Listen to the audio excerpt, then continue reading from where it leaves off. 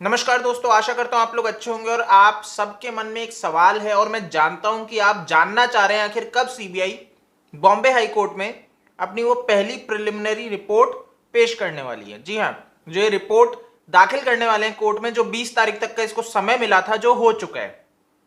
लेकिन अब सुनने में आ रहा है कि सीबीआई 3-4 दिन और ले सकता है ये रिपोर्ट सबमिट करने में। और इसके पीछे का कारण क्या है ये मैं आपको बता देता हूं कि सीबीआई के सोर्सेज से जो खबर आई है वहां पे बताया जा रहा है कि सीबीआई जो ये एक बहुत ही कॉम्प्लिकेटेड केस है, बहुत ही कॉम्प्लेक्स है। इसमें अनिल देशमुख, परमबीर सिंह, सचिन वाजे, hotel bar owner Mahesh Shetty और भी कई बार्स और ओनर से पूछताछ की गई। एसीपी, डीसीपी, अनिल देशमुख के 2 पीए और जयश्री पाटिल, जिन्होंने इसमें पिटीशन दाखिल की थी।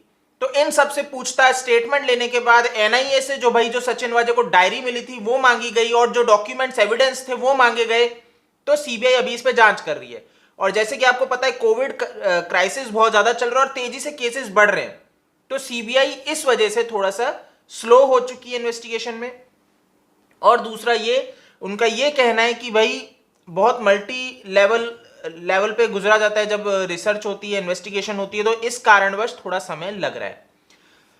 अब ये भी कहती है भाई, जो सुनने में आ रहा है कि अब कोर्ट ने ये तो कहा था कि 15 दिन के अंदर दाखिल करे, लेकिन ये नहीं कहा है, मैंडेटरी नहीं है कि 15 दिन के अंदर ही करना है। तो अगर 2-3 दिन ऊपर भी हो जाते हैं तो इनका कहना है कि कोई दिक्कत की बात नहीं है। बाकी देखना रहता है ये 2-3 दिन में आखिर ऐसा क्या होने वाला है, आखिर क्या हो जाएगा सीबीआई की तरफ से, आखिर ऐसा क्या जाने वाला है। अब देखो सीन क्या है, आपको बहुत अच्छे से पता है कि आरोप लगाया गया है अनिल देशमुख के ऊपर। और वो आरोप कुछ इस तरीके का आरोप है कि 100 करोड़ की वसूली हो रही है। मतलब एक बहुत ही गलत धंधा चल रहा है महाराष्ट्र के अंदर। उसमें यह आरोप लगाया जाता है कि अनिल देशमुख भाई पुलिस तंत्र जो है, पुलिस कमिश्नर जो अपनी ड्यूटी करते हैं वहां पे ये सारा का सारा दखल देते हैं, यानी कि सही तरह से ईमानदारी से काम ना हो वहां पे ये टांग अड़ाते हैं। तो ये कैसे हो रहा है, क्यों सरकार पुलिस तंत्र को देख रही है, क्यों वहां पे टांग अड़ा के उस चीजों को मैनेज कर रही है, जबकि ये गलत है। तो ये सारे आरोप लगाए गए हैं।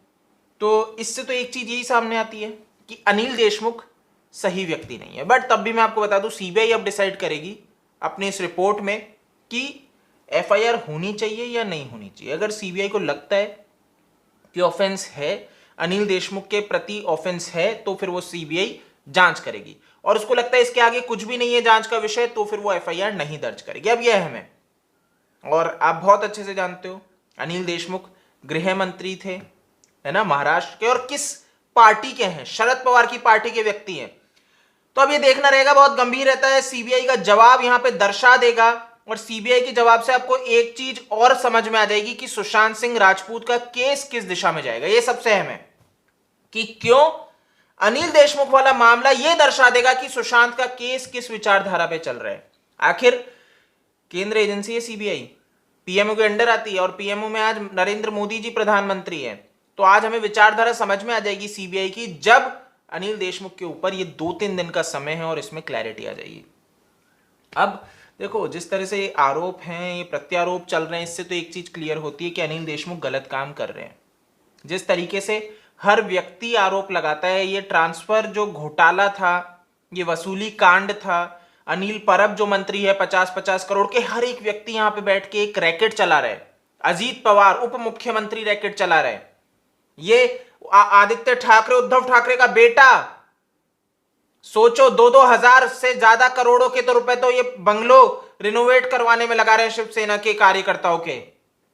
क्या कहोगे आप इसे, कि महाराष्ट्र के अंदर बहुत बड़ी धांधलेबाजी चल रही है, महाराष्ट्र के अंदर एक घूसखोरी चल रही है, चोरी चल रही है, उचक्कागिरी चल रही है, और ये बंद होनी बहुत आवश्यक है। और यहां पे जो एक सबसे गंदी चीज है, मर्डर किए जा रहे हैं और उसके बाद उसको सुसाइड प्रूफ किया जा रहा है। तो ये बहुत गंभीर विषय है और इसका अंत निश्चित है। तो आज आपको पता लग जाएगा सीबीआई जब जाएगी कोर्ट में और क्या पेश करती है।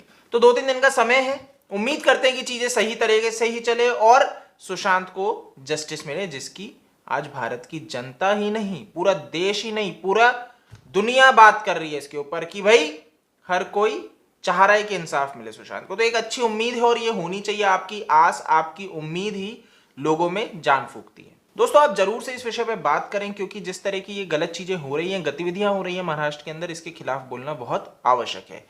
अगर आपने अभी तक इस चैनल को सब्सक्राइब नहीं किया है, आप नए हैं तो सब्सक्राइब कर लीजिए। हमारा दूसरा चैनल है DSGT नेटवर्क, उसको भी अवश्य सब्सक्राइब करें। आप फेसबुक, ट्विटर, इंस्टा पे मुझसे जुड़ सकते हैं। अगर आप नहीं जुड़े हैं तो जो मेरा यूजर नेम है आपको स्क्रीन पे दिख जाएगा। आप इस वीडियो को ज्यादा से ज्यादा शेयर करें। जय हिंद।